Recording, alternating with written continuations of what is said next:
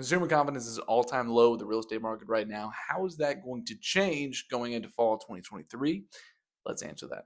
My name is Graham He's a real estate agent here in Richmond, Virginia, and we're talking about rates, we're talking about a recession outlook, and we're talking about pricing. So let's dive in. Now, going into rates, a lot of things differ with your specific situation with what rate you actually get kind of quoted at.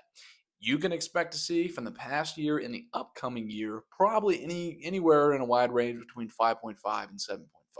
And if nothing else changes with the market, higher rates, you have less competition. Lower rates, you have more competition. Keep in mind, Richmond, Virginia is still staying very strong with the rates, meaning that there's still bidding wars out there for some areas in Richmond and some surrounding areas outside of Richmond. Now, with current rates around 7%, give or take the loan status for things, even though that we are really low inventory, we are seeing some homes stick on the market a little bit longer, meaning that you can negotiate a little bit more being the buyer. Now, following the 10-year Treasury bond, without getting into too much information to lose you, we could see a drop around 5% to rates. Now, just that's given the historical charts that we're looking at. Now, how soon?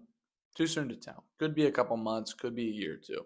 It all depends on things outside of the housing market. I think a lot of people are getting into houses that they like, but they don't love, just because they need to be in a house. So always recommend to start your search early, whether you're a couple months out, a year out.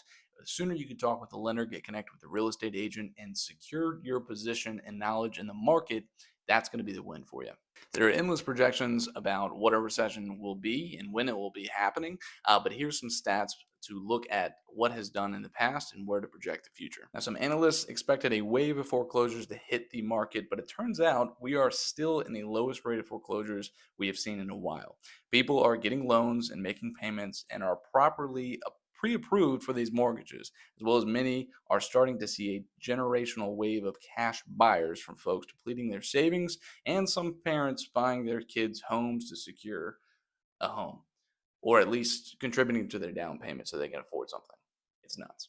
Now, briefly talking about pricing, we're jumping into the analytical report of what analysts predicted pricing will do at the beginning of the year and what they have switched their projections to be. Now, beginning of the year, almost all predicted a decline. Now, almost all are predicting an incline to price forecast. People realize that the market is actually not going to crash. It's in a supply and demand issue, and it's still not going to be changing. Whether rates skyrocket up a percent or two or drop a percent or two, we're still going to be in a tough situation with supply and demand.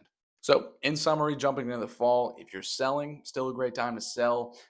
Your prices are at an all-time high still right now. If you're looking to buy, prepare yourself earlier than later and talk to the professionals involved where they can kind of give you the advice that you need jumping into what might be a good timeline with how much is out there with the specific criteria that you have.